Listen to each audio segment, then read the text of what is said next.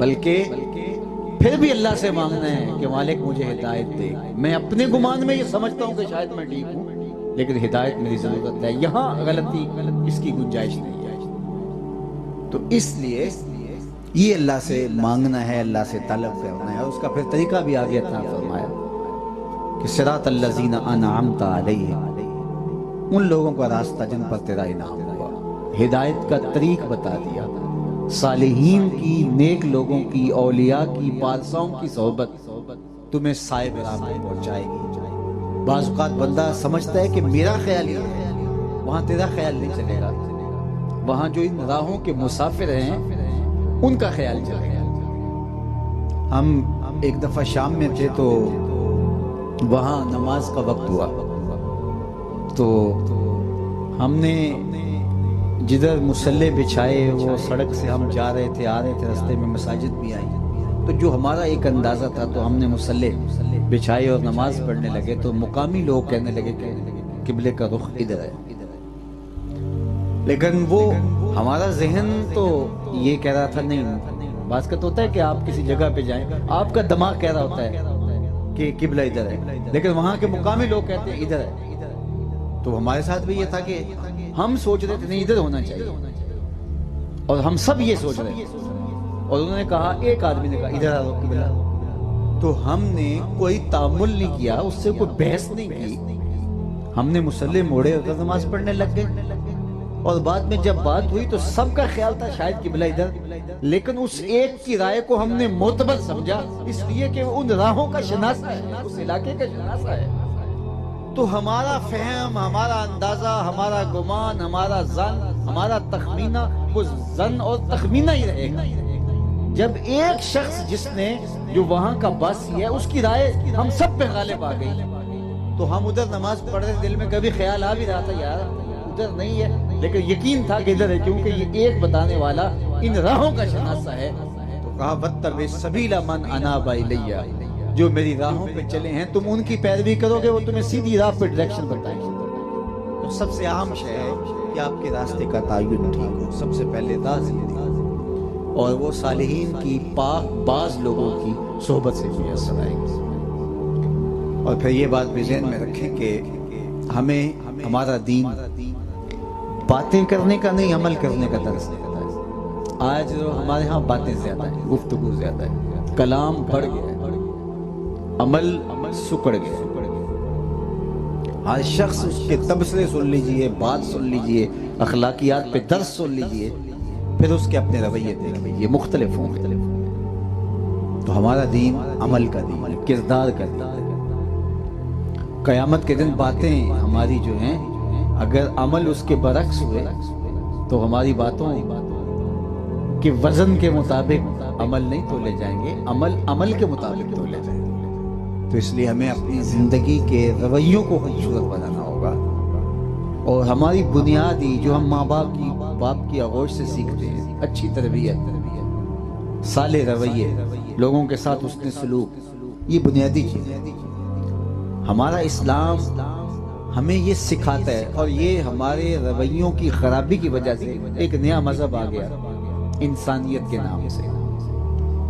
اور آج کل آپ دیکھتے ہیں کہ وہ مختلف اداروں میں، مختلف یونیورسٹیز میں، مختلف جو ہیں وہ فورمز پہ وہ بات کر رہے ہوتے ہیں کہ انسانیت انسانیت انسانیت. تو انسانیت جو ہے وہ کوئی دین سے ہٹ کر مذہب نہیں ہے، لیکن ہمارے بعض کا رویے اس طرح ہو گئے کہ ان کو پنپنے کا موقع مل گیا، ان کو آگے بڑھنے کا موقع مل گیا. تو ہمارا دین شروع یہاں سے ہوتا ہے. ہمیں چلنا سکھایا جاتا ہے، بولنا سکھایا جاتا ہے، رویے سکھائے جاتے ہیں، انداز زندگی سکھایا جاتا ہے. اور یہ بات ذہن میں رکھیں کہ انسان جب سیکھتا ہے، اور ظاہر ہے وہ ماں کی گود میں سیکھتا ہے، آغوش مادر میں سیکھتا ہے، آغوش پدر میں سیکھتا ہے.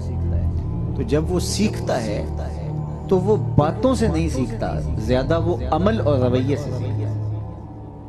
ماں باپ جو کر رہے ہوتے ہیں تو وہی اولاد کرتی ہے. ایک وقت آتا ہے کہ وہ باتوں کے مفہوم کو سمجھنے لگتا ہے، پھر اس کی گہرائی کو سمجھنے لگتا ہے.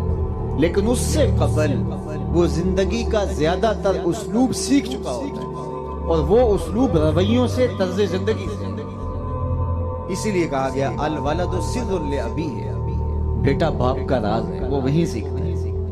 بعد میں کوئی آئے اور اس پر اتنی محنت کرے کہ وہ جو غلط تحریریں لکھی گئی ہیں کورے کاغذ پہ ان کو مٹائے، ریموو کرے اور پھر اس کے اوپر نئی تحریریں لکھے، ایسا تو قسمت والوں کو ملے گا۔ تو عمومی طور پہ ہم گھر سے ہی جو سیکھتے ہیں پوری زندگی اس کا عکس ہمارے کاغذ حیات کے اوپر، کرتاس حیات کے اوپر موجود رہتا ہے۔ ہم بعض وقت کہتے ہیں کہ میں یہ مثال بھی دیا کرتا ہوں کہ کچھ لوگ نماز نہیں پڑھتے، وہ اپنے بچے کو لے آتے ہیں کہ اسے تلقین کریں یہ نماز پڑھے۔ چلو ہم نہیں پڑھتے یہ تو پڑھے، تو میں کہتا ہوں جب تم نہیں پڑھتے تو یہ کیوں پڑھے؟ چونکہ عمل رویوں سے، عمل طرز زندگی سے منتقل ہوتا ہے۔ یہ تو اللہ کے کرم نوازی ہے، یخرج الحی من المیت و یخرج المیت من الحی، وہ چاہے تو مردوں سے زندہ نکال دے، زندوں سے مردہ نکال دے، یہ تو اس کی کرم نوازیوں کے رنگ ہیں۔ لیکن جو عمومی ضابطہ ہے الولد، ارشاد فرمایا کل مولود یولد علی الفطرہ فابواہ یحودانہ او یمجسانہ او ینصرانہ او کما قال نبی صلی اللہ علیہ وسلم۔ ہر بچہ فطرت اسلام پہ پیدا ہوتا ہے، جو بھی بچہ پیدا ہوتا ہے، کافر کے گھر میں پیدا ہوا، یہودی کے گھر میں، سکھ اور ہندو کے گھر میں پیدا ہوا، وہ فطرت اسلام پہ پیدا ہوا۔ اب اس کے ماں باپ اس کو یہودی بناتے ہیں، عیسائی بناتے ہیں، ہندو بناتے ہیں، مجوسی بناتے ہیں، سکھ بناتے ہیں، بدعمل بناتے ہیں، جو ہے وہ اس کو کریکٹر لیس اگر بناتے ہیں تو وہ ماں باپ اس کی فطرت کے اندر، اس کی طبع کے اندر خیر ہے۔ تو اس لیے مجھے اور آپ کو اپنی زندگی کو سنوارنا چاہیے۔ ہم سیکھیں لیکن عمل کرنے کی نیت سے سیکھیں۔ آج کل تو تقریریں بھی چسکے کے لیے سنی جاتی ہیں۔ صحابہ حضور سے قرآن پڑھتے تھے تو 10 آیتیں حضور سے سیکھتے تھے، اور اگلی 10 تب سیکھتے تھے جب ان 10 پر عمل ہو چکا ہوتا۔ عمل سیکھتے سیکھا عمل کے لیے جاتے ہیں۔ ایک بندہ روز ڈاکٹر کے پاس چلا جاتا ہے دوائی لینے کے لیے، اور دوائی جا کے جو ہے وہ اس سے لکھواتا ہے، اور شام کو آ جاتا ہے، نہ میڈیکل سٹور پہ جاتا ہے، نہ دوائی خریدتا ہے، نہ آگے استعمال کرتا ہے، اگلے دن پھر ڈاکٹر کے پاس چلا جاتا ہے۔ تو صبح سے لے کر شام تک اچھے سے اچھے ڈاکٹر کا روز ٹائم لے، آج اس ماہر کے پاس گیا، کل اس ماہر کے پاس گیا۔ ایک بندے نے ایک شغل بنایا، وہ لوگ پاگل ہے، تو یہ لوگوں کو پاگل بنایا۔ صبح اٹھتا ہے، کسی اچھے ڈاکٹر کا پتہ کرتا ہے، اور جا کے اس سے ساری بحث کرتا ہے، اور اس سے نسخہ لگواتا ہے، اور نہ جا کے خریدتا ہے، نہ استعمال کرتا ہے، اگلے دن نیا ڈاکٹر ڈھونڈنے نکل جاتا ہے۔ تو مجھے بتاؤ اس کی بیماری دور ہو سکتی؟ تو یہی تو ہم کر رہے ہیں۔ کبھی سوشل میڈیا سے سن رہے ہیں، کبھی جو ہے وہ الیکٹرانک میڈیا سے سن رہے ہیں، کبھی لائیو بیٹھ کے سن رہے ہیں، کبھی کسی کو سن رہے ہیں، کبھی کسی کو سنتے ہی ہیں، عمل کسی ایک کے پیچھے بھی لگ گئے۔ تو پھر کیا ہوا کہ جہاں کھڑے تھے 10 سال پہلے وہاں آج بھی کھڑے ہیں۔ وہ ایک بزرگ تھے، وہ کبھی مسجد میں جمعۃ المبارک بھی نہیں پڑھنے گئے تھے، تو ایک صاحب نے کہا کہ آؤ نا ذرا مولوی صاحب کے پیچھے جمعۃ المبارک پڑھ کے آئیں۔ زور دیا تو اس نے کہا چلو چلتے ہیں۔ تو جب گئے تو مولانا خطاب کر رہے تھے، استنزہوا عن البول فإن عامۃ عذاب القبر منہ، کہ پیشاب کے چھینٹوں سے بچا کرو، عمومی طور پہ قبر کا عذاب جو ہے وہ پیشاب کے چھینٹوں سے دیا جاتا ہے۔ تو اس پر انہوں نے گفتگو کی، اور انہوں نے کہا کہ پیشاب نرم جگہ پہ کرنا چاہیے، جہاں پیشاب کرنے بیٹھے آپ تو وہاں پاؤں سے جگہ کو نرم کر لیں، اور ساتھ ہی ہے کہ ہر جگہ نرم جگہ دستیاب بھی نہیں ہوتی، تو پھر تھوڑی سی ریت یا مٹی اپنے ساتھ رکھ لیں، اور کبھی ایسی نوبت آئے تو وہاں آپ وہ ریت ڈالیں اور پیشاب کر لیں تاکہ چھینٹوں سے بچا جائے۔ تو انہوں نے واپس گھر آ کے تھوڑی سی ریت اپنے ساتھ اٹھا لی، اور جہاں بھی جاتے تو ریت ساتھ ہوتی۔ اگلے جمعۃ المبارک کو وہ صاحب دوبارہ ملے، کہا آؤ نا جمعۃ المبارک پڑھنے چلے۔ اس نے کہا جو پچھلے جمعے کا بوجھ تھا ابھی تک میں اس کا عادی نہیں ہوا، تو جب اچھی طرح عادی ہو گیا تو پھر جاؤں گا اور کوئی نئی بات لوں گا، اس کا بوجھ پھر اٹھاؤں گا۔ اس نے کہا مجھے تو 20 سال ہو گئے جمعہ پڑھتے، میں تو کوئی بوجھ نہیں اٹھایا۔ اس نے کہا پھر تمہاری مرضی۔ تو بات یہ نہیں ہے کہ آپ سنتے جائیں میں سنتا جاؤں لیکن عمل کوئی بھی نہ ہو۔